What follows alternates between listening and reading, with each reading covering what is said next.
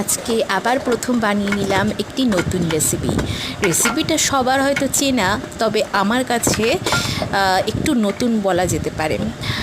রেসিপিটার নাম হচ্ছে মোমো। তো স্টিম মোমো, এই মোমোটি আমার সকলেই খায় আমাদের বাড়িতে। তো সবার কথা অনুযায়ী, সবার ইচ্ছা অনুযায়ী আমি আজকে বানিয়ে ফেললুম একটি নতুন রেসিপি। সেটার নাম হচ্ছে স্টিম মোমো, তবে এটা ছিল বাঁধাকপি। ঠিক আছে, তো আপনারাও বানিয়ে নিতে পারেন, খুব সুন্দর লাগবে খেতে।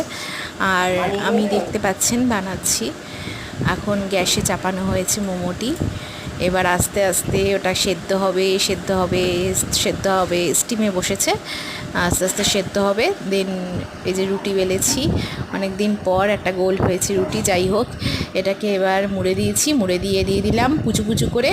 এবার ওটা সেদ্ধ হবে পুচু করে। এবার সাজিয়ে টাজিয়ে টুক করে